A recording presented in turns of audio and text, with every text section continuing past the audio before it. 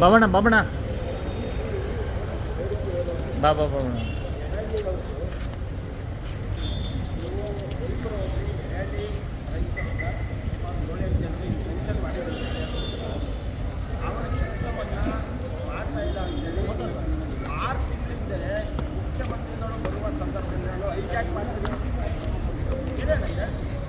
ಮುಖ್ಯಮಂತ್ರಿಗಳಿಗೆ ಹೈಜಾಕ್ ಮಾಡ್ತೀನಿ ಅಂತ ಹೇಳಿ ನೋಟಿಸ್ ಮಾಡ್ತೀನಿ. ಆ ಸಂದರ್ಭದಲ್ಲಿ ನೀವು ಮುಖ್ಯ ರೈತರನ್ನ ಏನಂತ ನಾನು ಪ್ರತಿಭಟನೆ ಮಾಡ್ತಾರೆ. ಆ ಸಂದರ್ಭದಲ್ಲಿ ನಾನು ಪ್ರತಿಭಟನೆ ಮಾಡ್ತಾರೆ. ನಾನು ನಿಮ್ಮ ಕೆಲಸವನ್ನು ಮಾಡಿಕೊಡ್ತೀನಿ ಎಲ್ಲವನ್ನೂ ಅಂತೇಳಿ ನೀವು ಹೀಗಾಗಿ ಭಾನುವಾರ ಆದರೂ ಸಹ ಅವರು ವಂಚಿಸಿದ್ದೀರಿ ಅಂತ ನಾನು ಆರೋಪ ಮಾಡ್ತೀನಿ. ಯಾಕೆಂದರೆ ಅವರು ಏನೇ ಒಪ್ಕೊಂಡಿದ್ರು ಮೀಡಿಯಾ ಮುಂದೆ ಒಪ್ಕೊಂಡಿದ್ರೆ ನನ್ನ ಕೆಲಸ ಇಷ್ಟೊಂದಾಗಲ್ಲ. ನೀವು ಅವತ್ತು ಗೌಪ್ಯವಾಗಿ ಸಂಧಾನ ಮಾಡಿ ರೈತರನ್ನ ಸುಮಾರು 6 ತಿಂಗಳಾದರೂ ಸಹ ಅವ್ರ ಸಮಸ್ಯೆ ಬಗೆಹರಿದಿಲ್ಲ. ಒಂದು ವರ್ಷನೇ ಆಯಿತು ಬಗೆಹರಿದಿಲ್ಲ. ನನಗೆ ಈ ಮುಖಂಡರಲ್ಲ, ನಮ್ಮ ಹಿರಿಯ ಮುಖಂಡರು ಸ್ವಾಮಿಯವರು ಅಂತೇಳಿ ಚನ್ನಪಟ್ಟಣದವರು ಅವ್ರಿಗೆ ಇವರೆಲ್ಲ ಸೇರಿ ಒಂದು ಕಂಪ್ಲೇಂಟ್ ಮಾಡಿದ್ದಾರೆ. ಅವರು ನಾನು ಹಿರಿಯ ಜಿಲ್ಲಾ ಅಧ್ಯಕ್ಷ ಆಗಿರೋದ್ರಿಂದ ನೀನು ಅಲ್ಲಿ ಹೋಗಿ ಅದೇನು ಅಂತ ನೋಡಪ್ಪ ಅಂತ ಹೇಳಿದ್ರು. ನಾವೇ ಏನೋ ನೀವು ತಹಶೀಲ್ದಾರ್ ಅಂದರೆ ಸಮಸ್ಯೆ ಇರ್ತದೆ, ಒಂದಷ್ಟು ಕಂದಾಯ ಇಲಾಖೆಯಲ್ಲಿ ಸಿವಿಲ್ ಮ್ಯಾಟ್ರಲ್ಲಿ ಸಣ್ಣ ಪುಟ್ಟ ಬದಲಾವಣೆ ಇರುತ್ತೆ, ಪರಿಶೀಲಿಸಿ ರೆಡಿ ಮಾಡ್ತಾರೆ ಅಂತೇಳಿ ನಾವು ಒಂದು 6 ತಿಂಗಳಾದರೂ ವೆಯ್ಟ್ ಮಾಡ್ತಾ ಇದ್ದೀವಿ.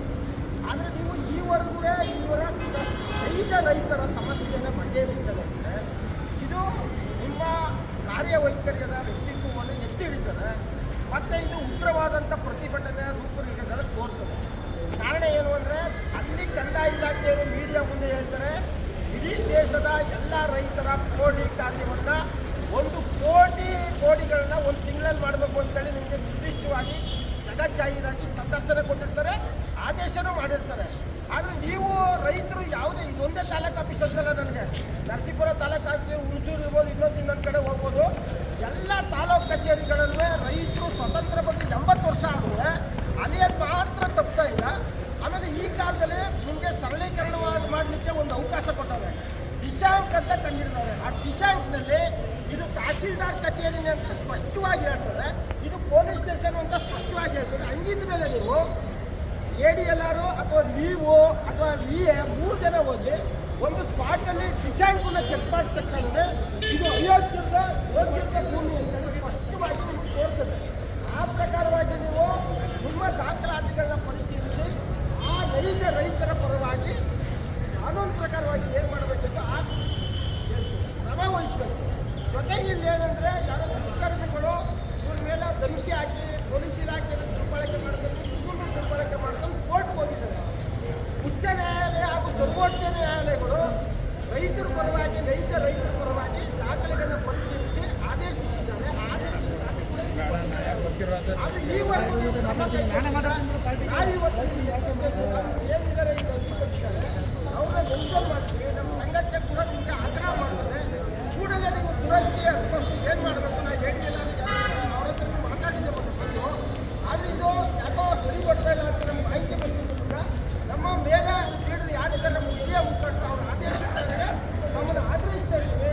ಕೂಡಲೇ ಸಂಬಂಧಿಸಿದ ರೈತರ ನೈಜ ರೈತರ ಪರವಾಗಿ ನೀವು ಕೆಲಸ ಮಾಡಲಿಕ್ಕೆ ಪ್ರವೃತ್ತರಾಗಬೇಕು. 3 ದಿನದಲ್ಲಿ ಅವರ ದುರಸ್ತಿ ಏನಿದೆ ADLR ಎಲ್ಲ ಕೋರ್ಟ್ ಆದೇಶ ಮಾಡಿದೆ, ನೀವು ಆದೇಶ ಮಾಡಿದರೆ ADLR ಅವರು ನಿಮ್ಮ ಮೇಲೆ ಹೇಳ್ತಾರೆ, ನೀವು ADLR ಮೇಲೆ ಹೇಳ್ತೀರಿ. ಈ ರೀತಿಯಲ್ಲೇ ಮುಖ್ಯ ರೈತರಿಗೆ ಸಮಸ್ಯೆ ಆಗ್ತದೆ. ಕೂಡಲೇ ಅದನ್ನು ಸರಿಪಡಿಸಬೇಕು ಅಂತೇಳಿ ನಾನು ಆಗ್ರಹವನ್ನು ಮಾಡಿ ಎಲ್ಲ ರೈತರ ಪರವಾಗಿ ನಮ್ಮ ಇಲಾಖೆಗೆ ಮನವಿಯನ್ನು ಕೊಡ್ತಾ ಇದ್ದಾರೆ. ಕೂಡಲೇ ಇದನ್ನು ಸರಿಪಡಿಸಬೇಕು ಮತ್ತು ಆ ರೈತರ ಪರವಾಗಿ ಕೆಲಸವನ್ನು ಮಾಡಬೇಕು ಅಂತೇಳಿ ನಾನು ಒತ್ತಾಯವನ್ನು.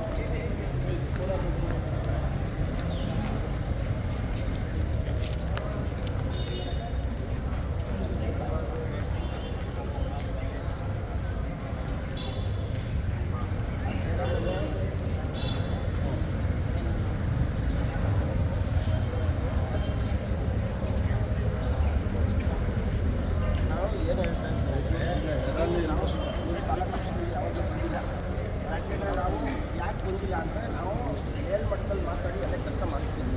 ಇದು ಯಾಕೋ ತೊಂದರೆ ಇದೆ, ನಾವು ಇದು ಬಿಟ್ಟರೆ ಬೇರೆ ದಾರಿ ಹುಡುಕಬೇಕಾಗುತ್ತೆ. ಅಲ್ಲಿವರೆಗೂ ಅವಕಾಶ ಕೊಡಬೇಡಿ. ಆಮೇಲೆ ತಲೆದಂಡ ಆಗೋದು ಬೇಡ,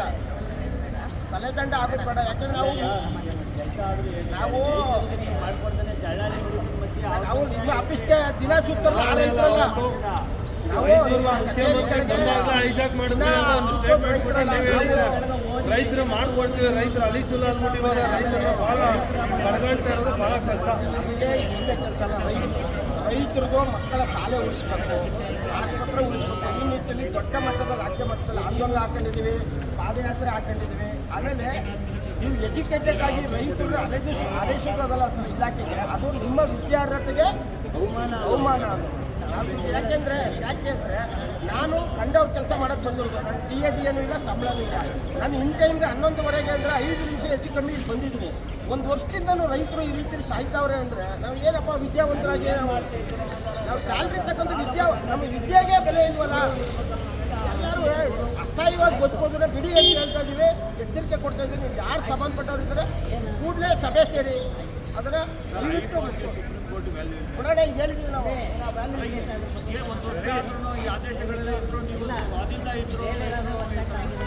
ತಗೋತೀವಿ.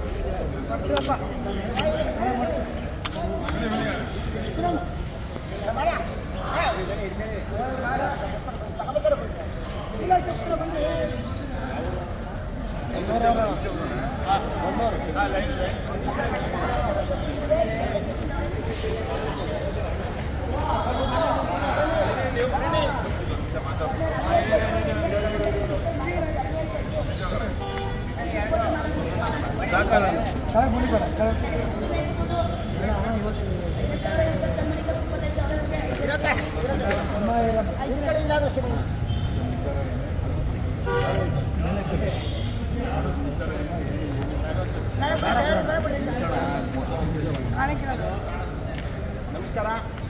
ಇವತ್ತು ಮಾಧ್ಯಮ ಮಿತ್ರರಲ್ಲಿ ನಾವೊಂದು ಬೇಡಿಕೆನ ಇಡ್ತಾ ಇದ್ದೀವಿ. ಮೈಸೂರು ತಾಲೂಕು ಆಫೀಸ್ನಲ್ಲಿ ಜೈಪುರ ಹೋಬಳಿಯ ಎಡಳ್ಳಿ ಗ್ರಾಮದ ಸುಮಾರು 7-8 ಜನ ರೈತರ 20-30 ಎಕರೆ ಜಮೀನಿನ ದುರಸ್ತಿ ಮತ್ತು ಅದ್ವಸ್ತು ಮಾಡುವಲ್ಲಿ ವಿಳಂಬ ಧೋರಣೆಯನ್ನು ಮಾಡಿದ್ದಾರೆ.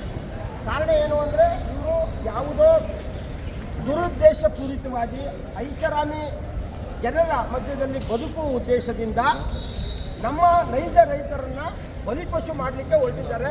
ಅದರ ವಿರುದ್ಧ ನಾವು ಧ್ವನಿ ಎತ್ತಿದ್ದೇವೆ. ಇವತ್ತು ಅಲ್ಲಿಯ 7-8 ಜನ ಯಾವ ರೈತರಿದ್ದಾರೆ ನಾವು ಈಗಾಗಲೇ ಮಾಹಿತಿಯನ್ನು ಕೊಟ್ಟಿದ್ದೇವೆ. ಅಷ್ಟು ಜನ ರೈತರ ದುರಸ್ತಿ ಕಾರ್ಯವನ್ನು ಕೂಡಲೇ ಸರಿಪಡಿಸಿ ಆ ನೈಜ ರೈತರಿಗೆ ಅವರ ಜಮೀನನ್ನು ಅವರ ಉಳುಮೆಗೋಸ್ಕರ ಅವರ ಕುಟುಂಬದ ನಿರ್ವಹಣೆಗೋಸ್ಕರ ಮಾಡಿಕೊಡ್ಲಿಕ್ಕೆ ಅನುಕೂಲವನ್ನು ಮಾಡಿಕೊಡ್ಬೇಕು. ಕಂದಾಯ ಇಲಾಖೆಯವರು ದಿನಾಲೂ ಮೀಡಿಯಾ ಮುಂದೆ ನಿಂತ್ಕೊಂಡು ನಮ್ಮ ಕಂದಾಯ ಇಲಾಖೆ ಸರಿಯಾಗಿದೆ, 1 ಕೋಟಿ ಮಾಡ್ತಾ ಇದ್ದಾರೆ, ದುರಸ್ತಿ ಮಾಡ್ತಾ ಇದ್ದಾರೆ, ಅದ್ವಸ್ತು ಮಾಡ್ತಾ ಇದ್ದಾರೆ ಅಂತೇಳಿ ಮೀಡಿಯಾ ಮುಂದೆ ಹೇಳ್ತಾರೆ. ಆದರೆ ಯಾವುದೇ ತಾಲೂಕು ಆಫೀಸಲ್ಲಿ 80 ವರ್ಷ ಆಗಿದೆ ಸ್ವತಂತ್ರ ಬಂದು, 90 ವರ್ಷ ಸ್ವತಂತ್ರ ಆದರೂ ಕೂಡ ತಾಲೂಕು ಕಚೇರಿಗಳಿಗೆ ಅಲೆಯುವ ಕೆಲಸವನ್ನು ಬಿಟ್ಟಿಲ್ಲ ರೈತರು. ಯಾಕೆ ಅಂದರೆ ಇಲ್ಲಿ ವಿಳಂಬ ಧೋರಣೆ. ಯಾರು ಆಮಿಷಕ್ಕೆ ಒಳಗಾಗ್ತಾರೆ ಅಂಥ ರೈತರನ್ನ ಮಾತ್ರ ಇವರು ಸರಿಪಡಿಸ್ತಾರೆ. ಅವರ ಖಾತೆ ಖರೀದಿಗಳನ್ನ ಬೇಗ ಮಾಡ್ತಾರೆ.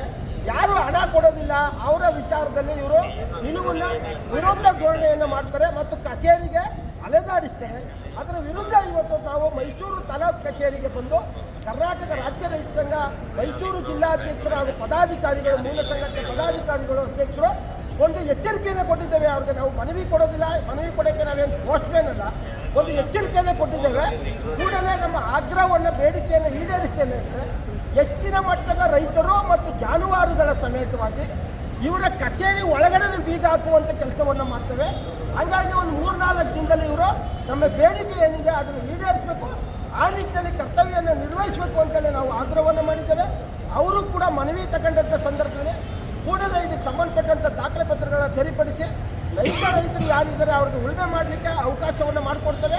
ಸಂಪೂರ್ಣವಾಗಿ ಅವ್ರಿಗೆ ಸ್ವತಂತ್ರ ಇರ್ತದೆ ಅಂತ ಹೇಳಿದರೆ ಇದರಲ್ಲಿ ಇನ್ನೊಂದೇನೆಂದರೆ ಉಚ್ಚ ನ್ಯಾಯಾಲಯ ಮತ್ತು ಸರ್ವೋಚ್ಚ ನ್ಯಾಯಾಲಯಗಳ ಆದೇಶ ಕೂಡ ಇದೆ ರೈತರ ಪರವಾಗಿ.